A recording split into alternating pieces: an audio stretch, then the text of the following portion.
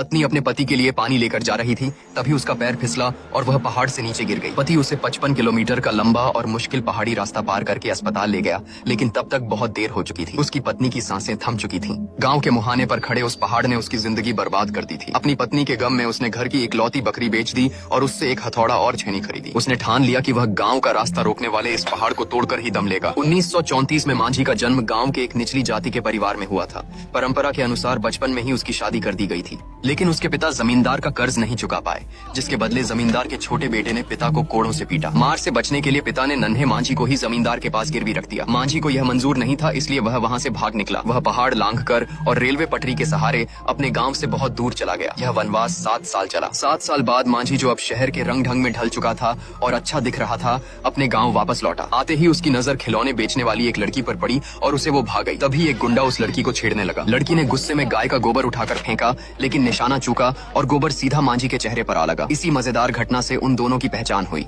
तभी गांव के पास कस्बे में लोगों का शोर सुनाई दिया। पता चला कि सरकार ने कानून पास कर दिया है और छुआछूत व ऊंच नीच की जाति प्रथा को खत्म कर दिया है। मांझी भी खुशी में भीड़ के साथ झूमते हुए नाचने लगा, क्योंकि अब वह इज्जत से और सीना तानकर अपने घर जा सकता था। लड़की से विदा लेकर मांझी पहाड़ पार करके अपने गाँव पहुंचा। 7 साल बीत चुके थे, लेकिन गाँव में कुछ नहीं बदला था। पुराने जमींदार का बेटा अब और भी बड़ा तानाशाह बन गया था और गाँव पर राज करता था। मांझी ने बड़े उत्साह से उस छोटे जमींदार को नमस्ते किया, लेकिन जब जमींदार ने देखा कि यह वही फैशनेबल नौजवान कोई और नहीं बल्कि सालों पहले भागा हुआ मांझी है, तो उसने उसे जोर से धक्का दे दिया। मांझी ने उन्हें समझाया कि अब जाति पाति का भेद खत्म हो चुका है, लेकिन छोटे जमींदार को कानून की कोई परवाह नहीं थी। उसने मांझी की एक न सुनी और उस पर लात घूंसों की बरसात कर दी। खून से लथपथ मांझी जब अपने घर पहुंचा तो वहां उसे अपने पिता के गुस्से और मार का सामना करना पड़ा। वह इतने साल घर से दूर रहा था कि अपनी माँ का आखिरी चेहरा तक नहीं देख पाया था। अब जब मांझी वापस आ गया था तो परिवार ने तय किया कि बचपन में जिस लड़की से मांझी की शादी हुई थी उसे अब घर ले आते हैं, ताकि गृहस्थी शुरू हो सके। लेकिन लड़की का पिता इसके लिए तैयार नहीं था। वह अपनी बेटी की शादी कहीं और करने की तैयारी कर चुका था।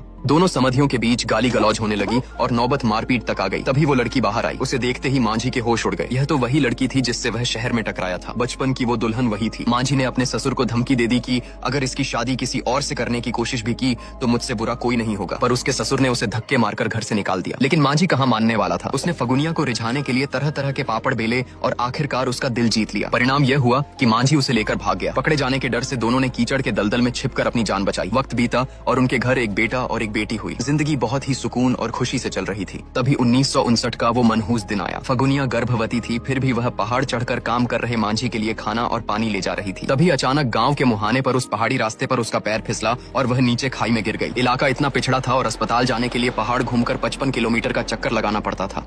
जब तक मांझी उसे अस्पताल पहुंचाता तब तक उसकी सांसें थम चुकी।